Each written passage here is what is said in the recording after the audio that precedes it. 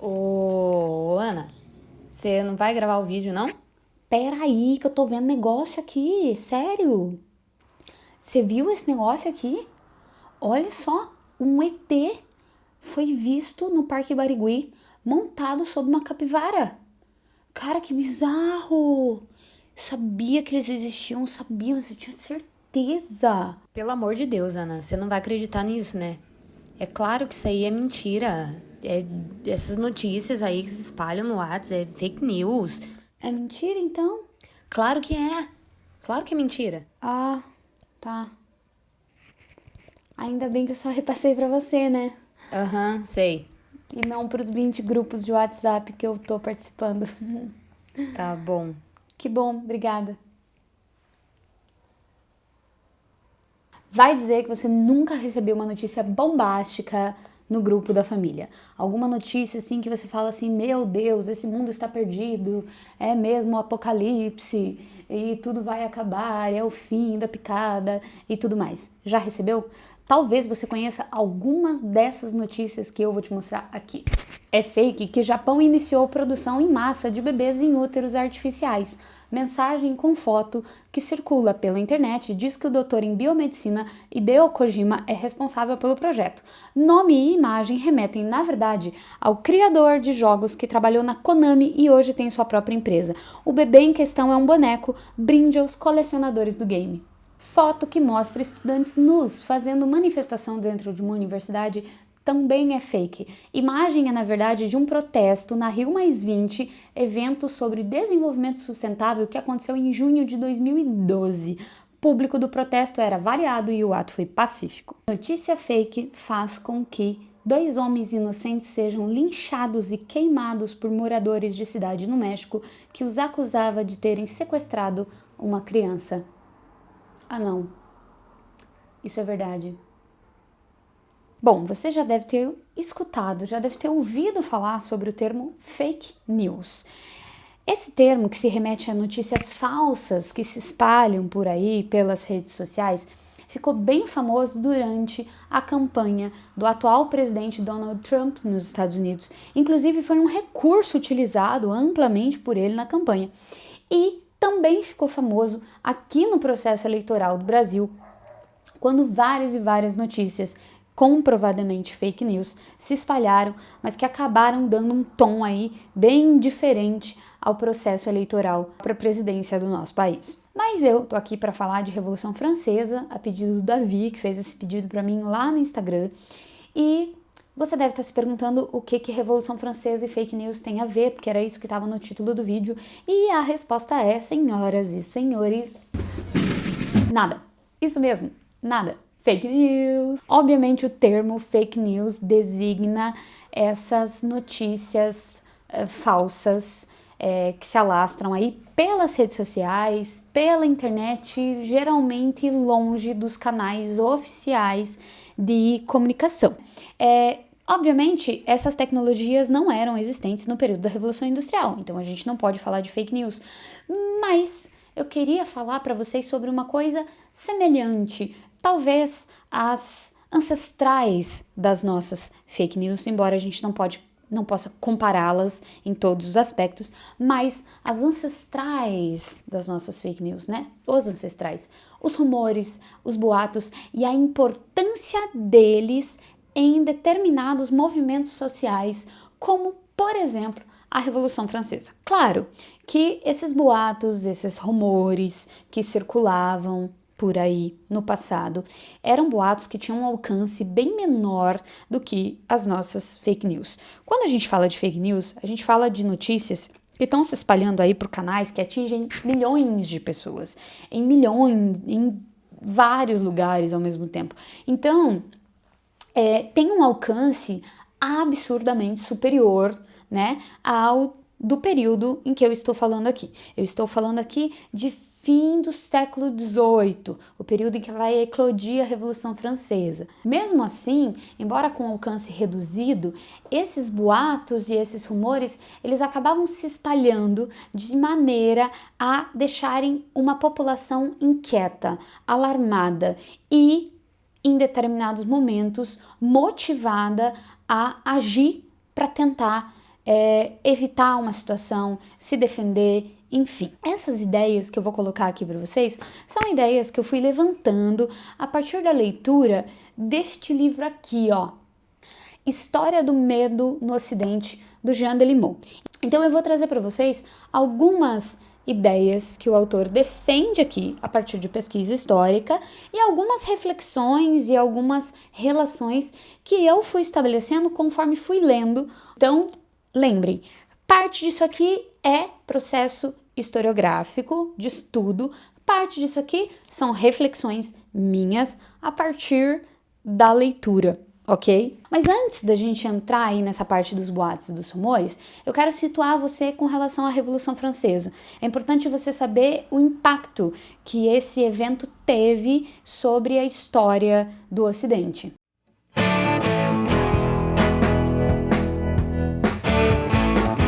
É nesse evento que a gente encontra a origem da divisão política entre esquerda e direita. É desse evento que surgiu um documento chamado Declaração dos Direitos do Homem e do Cidadão, que é a base para vários documentos de direitos, constituições que nós temos na atualidade. Esse evento marca o fim do absolutismo em uma das monarquias mais absolutistas da Europa, a França, né? E marca, inclusive, com a morte dos reis, né, do rei e da rainha que governavam ali, o Luís XVI e a Maria Antonieta. Inclusive, se você quiser saber mais como foi esse processo, a morte deles, mais sobre a Revolução Francesa, mais sobre o que acontece com a família real, tem um link aí que vai aparecer, eu nunca sei de que lado que aparece, mas vai aparecer para você o link, o card aí, para você clicar e assistir esse vídeo também, tá?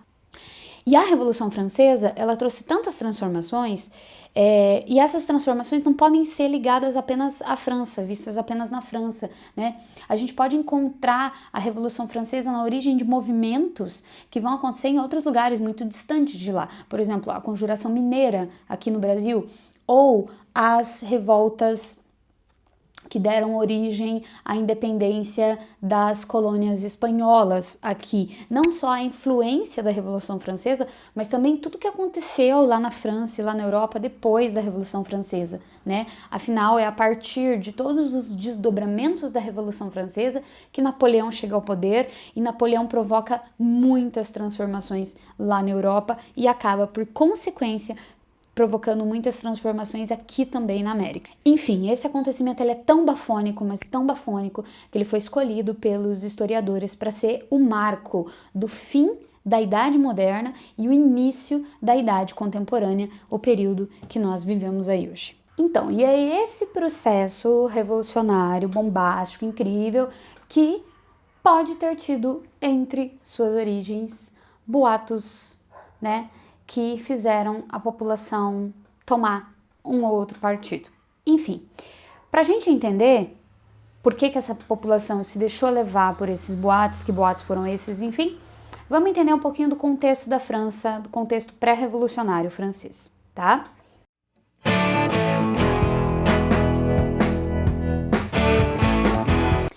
A França pré-revolucionária ainda carregava várias características medievais.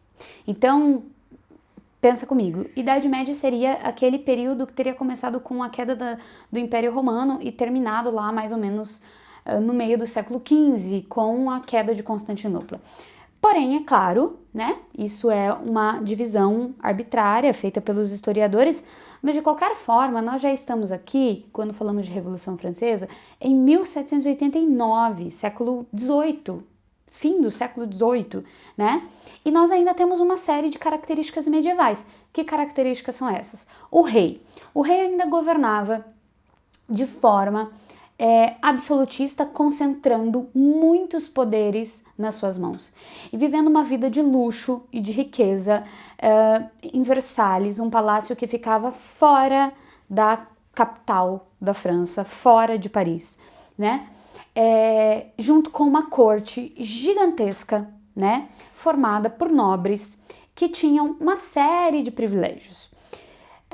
Nobreza e clero, aquelas camadas sociais lá da Idade Média que você deve ter aprendido, não pagavam impostos, né?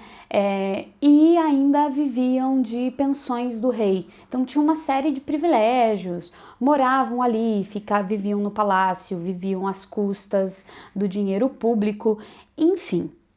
Esses grupos, além de não participarem da arrecadação, eles também tinham uma outra vantagem. Eles participavam ativamente do governo, porque eram eles que assumiam os altos cargos, os altos postos de comando a pedido do rei. Por isso que a nobreza vivia puxando o saco do rei para conseguir um cargo, um emprego, enfim, alguma coisa assim para ajudar ele na administração. Esse grupo formava uma minoria, 3%, né, da população francesa total, né? O restante do grupo formava o que a gente chama de terceiro estado, né? Que era um grupo que arcava com a arrecadação, arcava com os impostos e não tinha privilégios. Imagens da época que retratam, que falam dessa exploração vivida pelo terceiro estado são fartas. Eu trouxe duas aqui para vocês, mas é bem presente a ideia de que o terceiro estado está sobrecarregado pelo primeiro e segundo estado, clero e a nobreza, ou que ele carrega esses dois estados nas suas costas, como a gente consegue ver nessa imagem aqui. Mais uma característica medieval da França, essa divisão que, por mais que não fosse tão bem certinha assim, ainda trazia uma série de definições sobre quem podia ou não fazer as coisas, quem tinha ou não certos deveres. O terceiro estado, ele era composto, então, ele compunha a maior parte da população. E aí, ele não era um estado homogêneo, né? Ele não era uma camada homogênea. A gente pode encontrar no terceiro estado, desde aquele camponês, pobrezinho, enfim, que ainda paga tributo para o seu senhor feudal lá no campo, até uma burguesia que tinha uma certa condição, uma burguesia mais abastada, que tinha riquezas, né? Enfim, que vivia em melhores condições na cidade. E no meio termo disso tudo, a gente tinha uma camada de trabalhadores urbanos que ia se formando e aumentando cada vez mais nas cidades, conforme a vida no campo se tornava mais e mais difícil. Muitos migravam para as cidades vão enchendo e aí a gente vai tendo um grupo de trabalhadores urbanos. Temos também aí muitos mendigos, pessoas em situação de marginalidade que estão na cidade, mas não têm uma colocação na cidade, não têm um emprego, não têm uma casa, enfim. Essa desigualdade por si só já serviria para gerar um sério questionamento. Porém, outras características eram questionadas principalmente porque a gente está falando da França, o berço de um movimento chamado Iluminismo. Se você quer saber mais sobre o Iluminismo, você pode assistir a esse vídeo aqui, que vai aparecer, enfim, em algum lugar aí em cima, que eu falo um pouquinho sobre as ideias iluministas e você já aproveita e já conhece um pouquinho da Flauta Mágica, que é uma obra de Mozart. Enriquece aí um pouquinho sua cultura geral. Mas enfim, os iluministas, eles criticavam, entre outras coisas, o antigo regime, que é essa sociedade em que você encontra elementos como o absolutismo, elementos como a mistura entre poder político e religioso, a grande importância que a Igreja Católica tinha na política francesa e também na cultura, na definição do que poderia ou não ser estudado, do que era correto, do que era errado. Os iluministas defendiam também questões relativas à liberdade e à igualdade entre as pessoas, principalmente porque muitos elementos do iluminismo vinham de camadas que não estavam ali contempladas entre aquelas detentoras de privilégios do antigo regime. Agora, a França, em 1789, ela passava por uma séria crise econômica que tinha origens um pouquinho anteriores, né? A França tinha passado pela Guerra dos Sete Anos, uma guerra com a Inglaterra, e depois, já no reinado do Luís XVI, ela se envolveu na Guerra de Independência dos Estados Unidos, prestando auxílio aos Estados Unidos. Isso esvaziou os cofres franceses, que não estavam muito cheios, né? Porque tinha que se bancar uma vida luxuosíssima na corte. Bom, para piorar tudo, nos anos de 1788 e 1789, a gente vai ter uma situação natural na França que agrava as coisas, né? A França era, como muitos países europeus desse período e países absolutistas desse período, um país extremamente agrário, né? Um país que ainda dependia muito do campo. A maior parte da população francesa vivia ainda no campo, né? E essa população dependia da agricultura para pagar os tributos, né? E também para sobreviver. Bom, 1788 e 1789 não foram bons anos para a agricultura francesa, né? Uma seca impediu que se tivessem ali boas colheitas. E aí você tem uma situação de desigualdade social e desigualdade econômica, uma situação de crise econômica e agora uma situação de seca que fazia com que os camponeses tivessem aí entre um dos seus maiores medos, o medo de morrer de fome, né? Porque o pouco que eles produziam, eles ainda tinham que pagar tributo. E aí o medo era não ter comida suficiente até a próxima safra, se ela fosse uma boa safra. Enquanto isso, a França está às portas de um período que os historiadores vão chamar de o Grande Medo. Desculpa, gente, eu me empolguei. E aí, gostou do vídeo? Se você gostou, eu vou convidar você para se inscrever no canal, vai aparecer um botãozinho aí de inscrição, assistir os outros vídeos, dar suas ideias, deixar seu comentário, tá? Vou convidar você também para seguir a gente, conhecer o perfil lá no Instagram, histórica_Ana. Beijo, até a próxima, tchau!